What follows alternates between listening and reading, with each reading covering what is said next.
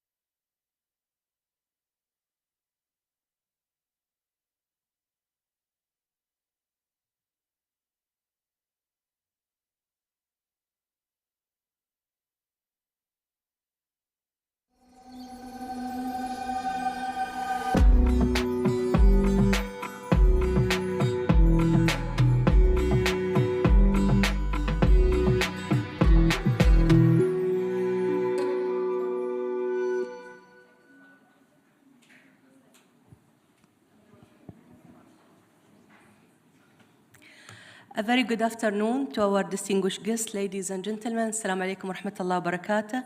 It's an honor to welcome you all to this meaningful session regarding the sustainable finance activities which are being led by the Ministry of Climate Change and Environment in collaboration with our partner organization, the Global Green Growth Institute. So in today's session, we would like to focus on our efforts in sustainable finance and climate finance. So amongst the many initiatives that had been put forth by the Ministry of Climate Change and Environment, sustainable finance remains one of the crucial pillars supporting the development of successful, green, and resilient economy. So the need for mobilizing sustainable finance actually is more relevant than ever for UAE. In 2021, UAE announced its UAE Net Zero by 2050 strategic initiative, and that initiative will require significant amount and significant investment from both public and private sectors. In June 2022, His Highness Sheikh Mohammed bin Zayed Al Nahyan pledged to invest an additional $50 billion to the next 10 years to scale up climate action and climate ambition. So UAE government is honored to be hosting COP28 here this year, and today we are at the last day of the COP, and the work which MOCA has been leading ties in with one of the four main objectives which have been highlighted by the COP28 presidency, and which is in this regard the theme of fixing climate finance.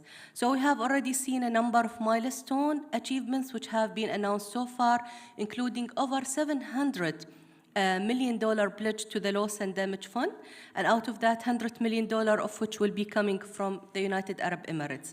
But there is always more that needs to be done when it comes to mobilizing sustainable finance.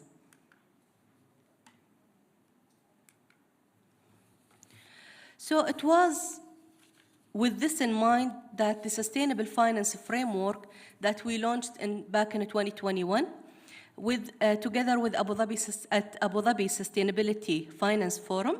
The framework was actually a landmark that is pioneered by the Ministry of Climate Change and Environment to support the mobilization of private capital towards low carbon, environmentally sustainable, and climate resilient investment.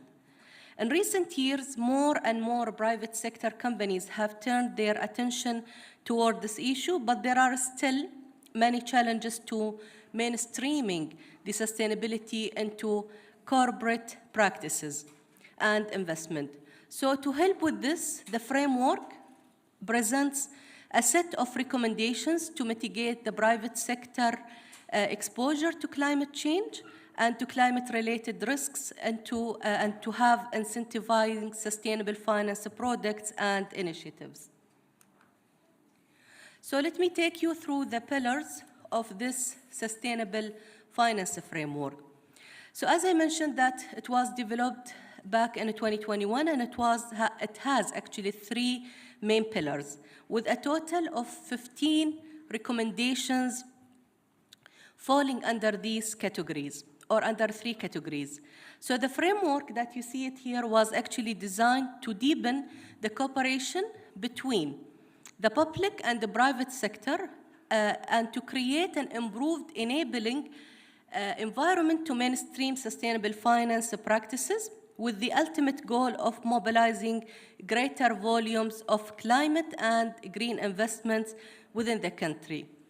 The design of the framework itself was informed by in-depth consultations that we conducted with the stakeholders in both public and private sectors. And the list of the stakeholders included ADX and Abu Dhabi Security Exchange, Dubai Financial Services Authority, ADGM, and also a number of representatives from leading banks in the country.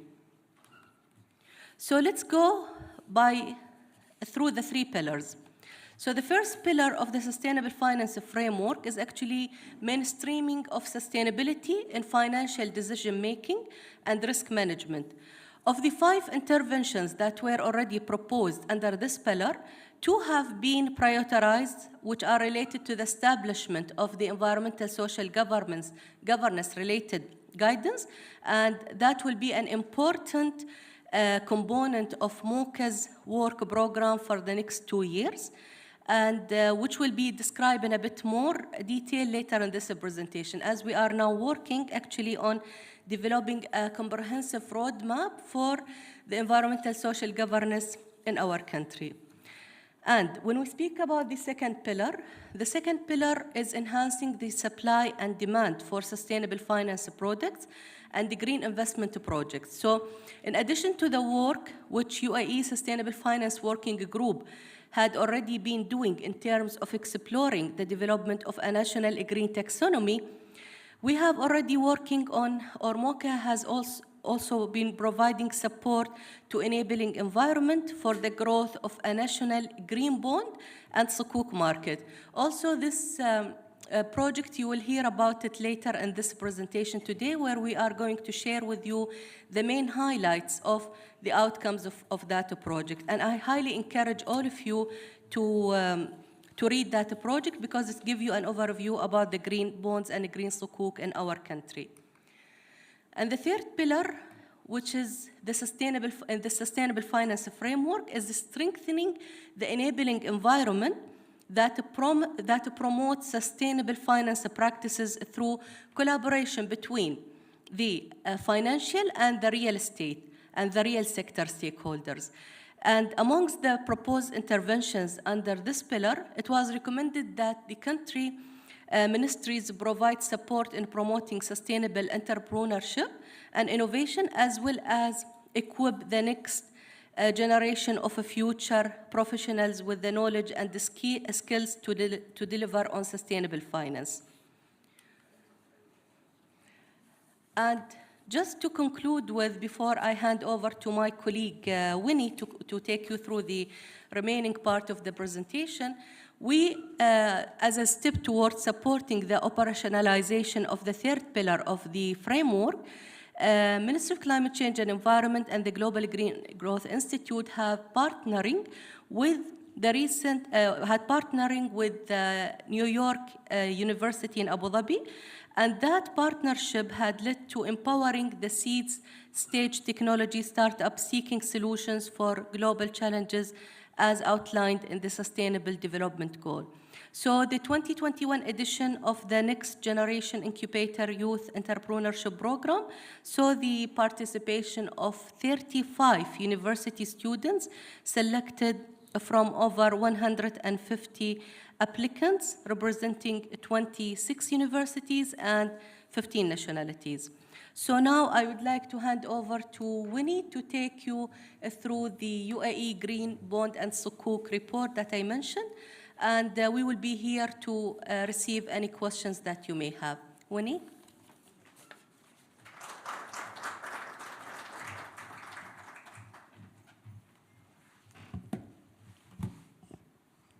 Thank you, Engineer Aisha, and thank you for everyone for joining us this afternoon.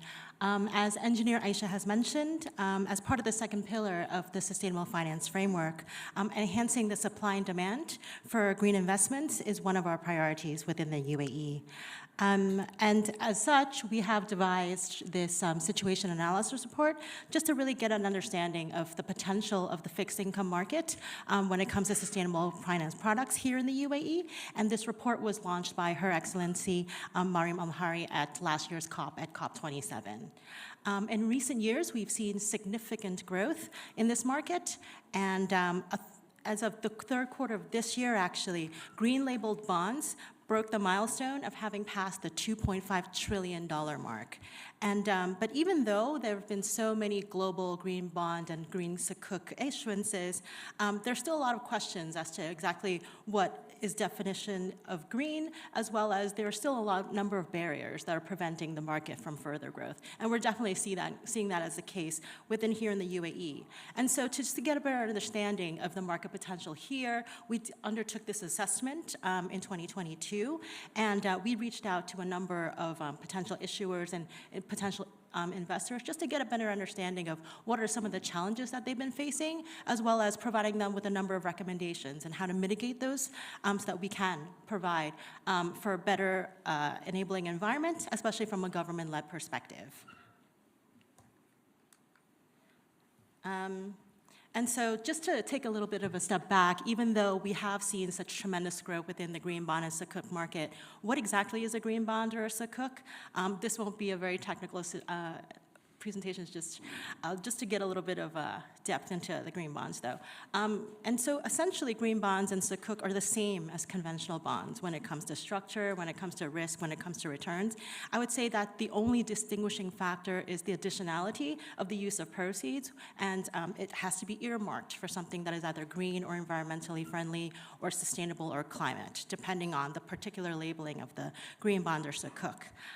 Similarly, for sukuk, it's a Sharia-compliant instrument, and so those who are familiar with that market, they will see that there are very many similarities between kind of the green space as well as the conventional space. And within the UAE, we've seen a number, within the UAE, we've seen a number of milestones, and particularly from the private sector space. Firstly, in 2017, the First Abu Dhabi Bank, FAB, they issued their first green bond in the Middle East, and they've also become a very prolific issuer since. They've issued the largest Swiss franc denominated green bond by an international bank in 2021, and they were also the first to do so in the MENA region. Within the Islamic finance space, Majid Al Futtaim issued the region's first corporate green sukuk in 2019, and Etihad in 2020, they approached the market with the sustainability-linked transition sukuk, and that was also the first of its kind within the aviation sector globally. Turning over to another one of the knowledge products which we've launched in collaboration with MOCA is the second edition of the UAE Green Business Toolkit. This toolkit was following on from the first edition, which has been published in 2018, and its focus is on the transition to net zero. In October 2021, here in Expo City, the UAE hit the momentous milestone of becoming the first country in the MENA region to commit to net zero by 2050. But in order to achieve that ambitious target, the entire business sector is going to have to play a critical role in delivering on that promise. But at the moment, I think a lot of business leaders are still unclear as to what are the necessary steps in order to contribute to that ambition. And so as a result of that, we put together this, I didn't realize I didn't, and as a result of that, we put together this Green Business Toolkit. And the objective of this toolkit was to promote the integration of net zero planning into corporate practices and to provide business leaders with the tools that they would need to do so.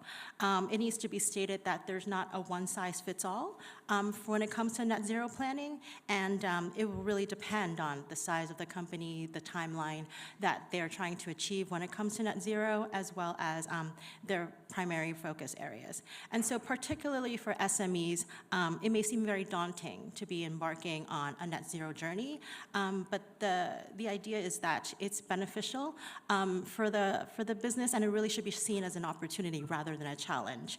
And we were hopeful that this toolkit will be able to help companies start on that journey. As I've mentioned, there isn't a one-size-fits-all, and so it shouldn't be expected that there's only one strategy that will work for all types of organizations. But within the toolkit, we have outlined a number of steps, which we think should be commonly followed when businesses are starting to conduct their net zero planning. And we'll see that on the screen here.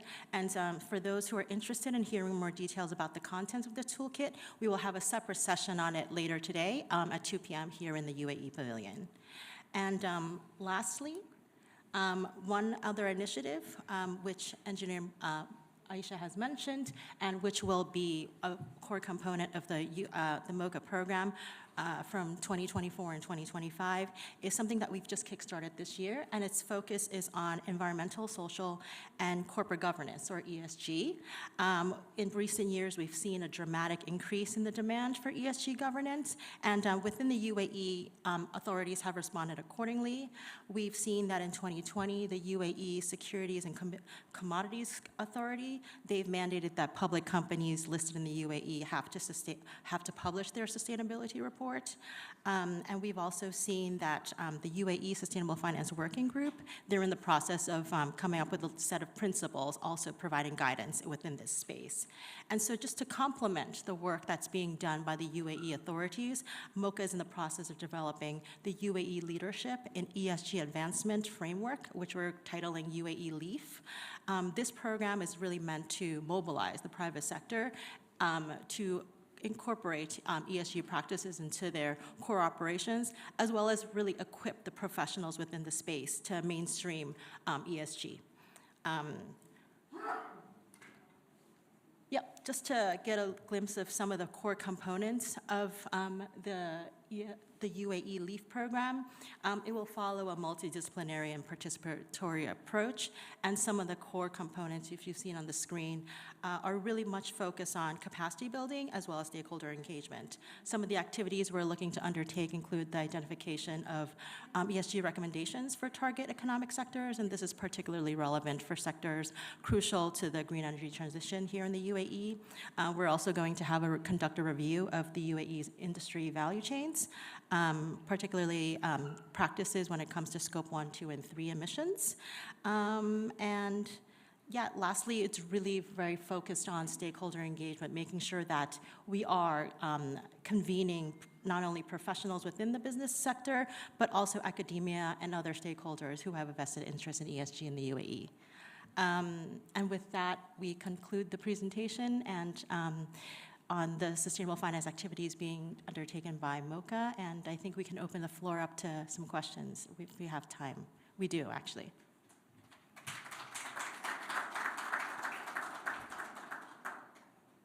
Yes, please.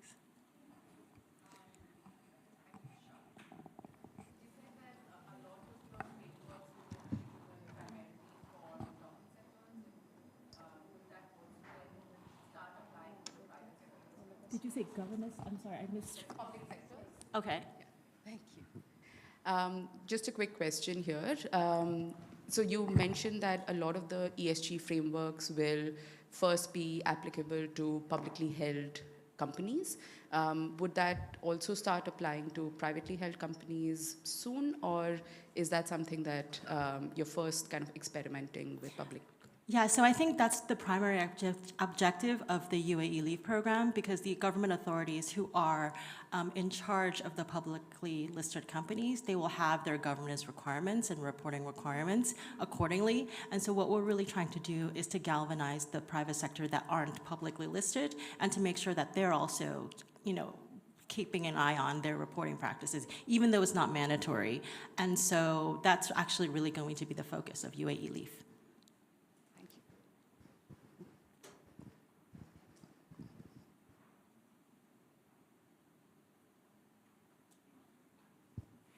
I think the gentleman in the back.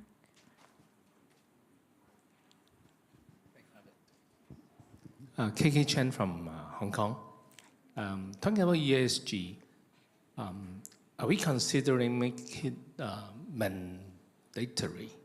Say, for example, all the listed company, they have to follow a certain ESG initiative, and say, for example, to do the ESG report on a regular basis. Would that be something on the pipeline? That would be my questions. Yeah, absolutely. And that's, I think, one of the issues that's being grappled with by the Sustainable Finance Working Group here in the UAE as well. Just as we've seen with economies around the world, there's really been a push for standardization of reporting as well as mandatory reporting.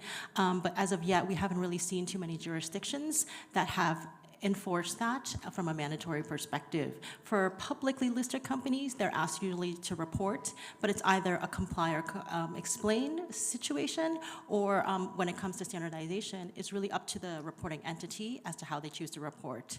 And so when it comes to UAE, we really want to be thoughtful for the conditions of the local market and just to see what would make sense for the UAE. As I've mentioned, a number of federal authorities have already issued the requirements that publicly listed companies will need to report. And so from our perspective, we're trying to see if we should try to rationalize that and make sure that the different market standards are talking to one another.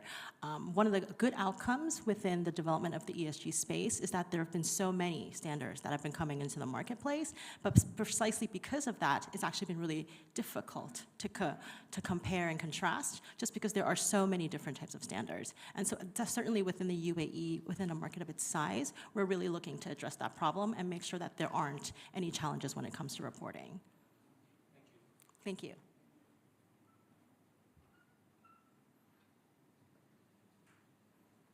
Yes, please. Thank you. First of all, thank you. It's a brilliant presentation, also encouraging developments. And I was just wondering from an investor perspective, because if you look at the EU or other markets, the ecosystem itself, you have from the issuer perspective that you already touched upon. But are there any incentives or regulatory outreach for investors to expect as well? Thank you.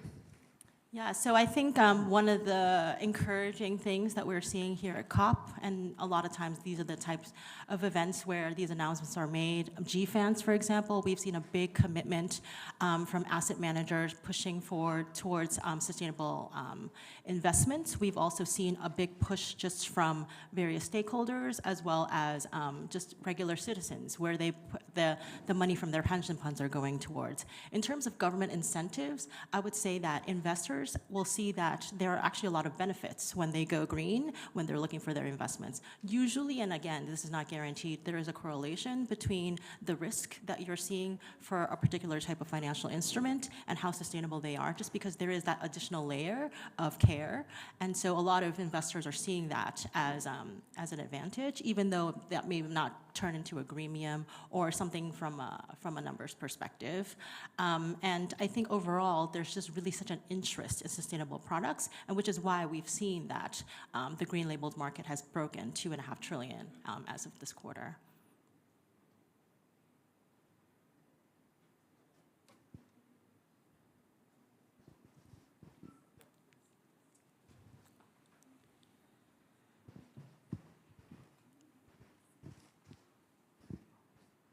Hi, and congratulations, this is wonderful work.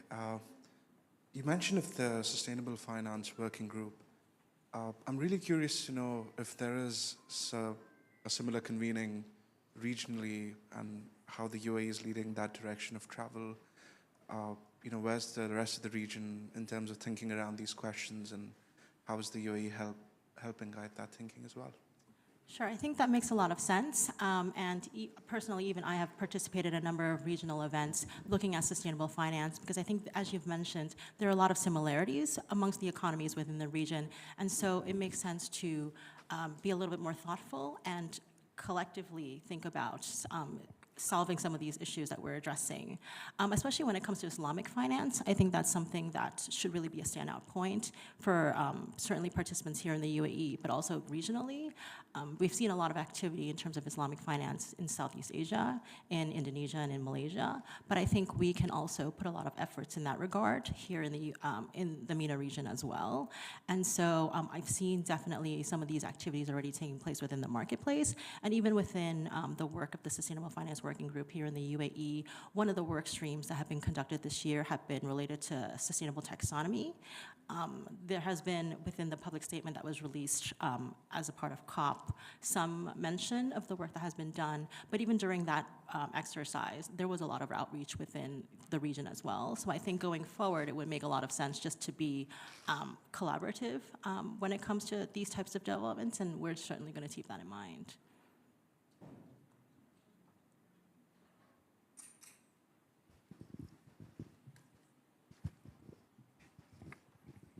So thank you, Winnie. Thank you, Engineer Aisha, for the great presentation. So maybe what matters now is to see how all of these efforts that have been done by the Ministry for Climate Change and Environment on the climate finance or sustainable finance side would result in what is tangible, which is green investments. So maybe if you can shed more light on how these efforts are going to play a role in taking the journey of the United Arab Emirates towards contributing more to the global efforts for fighting climate change. Yep, absolutely. I think a lot of the activities that we've highlighted this afternoon are really focused on the enabling environment within the UAE. As we've mentioned, there is a very vibrant capital market here in the UAE, and we'd really like more of that to be sustainable as well. And so when we're looking at the enabling environment, we see some policies in place. We see a lot of also policy and knowledge products already in place as well. And so I think the next step really would be to see that mobilization of finance. I think the UAE is also already doing a tremendous job when it comes to mitigation, and we've just seen such an outpouring of investments when it comes to renewable energy, both here and abroad. I think one of the key themes that's been highlighted in this COP certainly, but also just in recent years, is the need for adaptation finance, and I think that's also been brought up as well. Another one of the flagship projects that's being undertaken by MOCA is the development of a national adaptation plan, and certainly the focus of that plan will be on adaptation, but even more specifically, I think we really want to see the operationalization of investments coming out of that NAP. And so I think the next steps when we're looking at sustainable finance is, now that we have a fairly healthy enabling environment in place, what are the actionable items that we really can undertake in order to really make sure that that's being mobilized? And certainly the public sector has a role to play, MOCA has a role to play, but private sector is critical, because just the volumes of investments that we're looking to invest will really need to come from the private sector.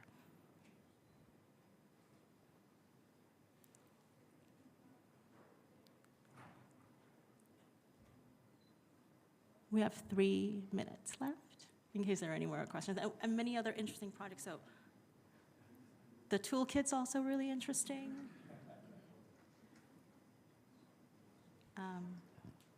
Start AD.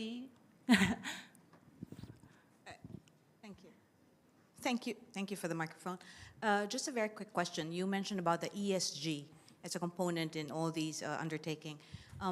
Just coming in from a session before this was the presentation of the Ministry of Climate Change and Environment's National Adaptation Plan, the UAE NAP, which was launched back in December 8, and no less than the minister heralding that announcement.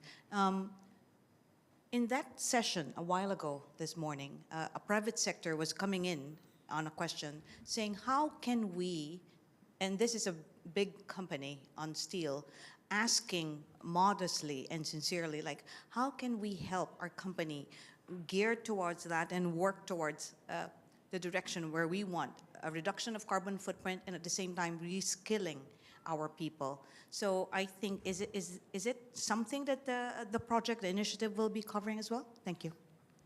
Yep, absolutely. I think one of the core components of the UAE LEAF would be on the capacity building as well as the stakeholder engagement.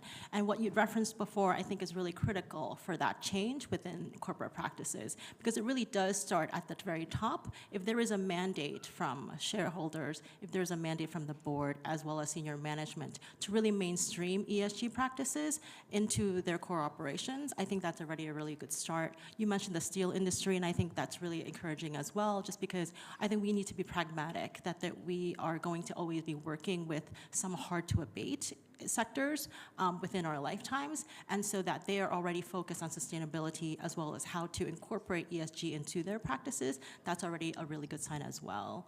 And so we mentioned some of the activities which would be integrated within the ESG framework, which we're calling UAE LEAF, and it really will be looking at, from an industry perspective, what are some of the recommendations that we can provide to them? Because I think the same thing with green bonds, the same thing with green sukuk, and certainly with ESG as well. I think there are a lot of well-meaning business leaders who really want to engage in sustainability, but they're not really sure how to start. And I think as MOCA, one of their main initiatives for the coming years would be to provide that guidance to them and really steer the course for how they can do so. We have 21 seconds left, so we're doing really well. Yeah, I'm not sure if there are any more questions.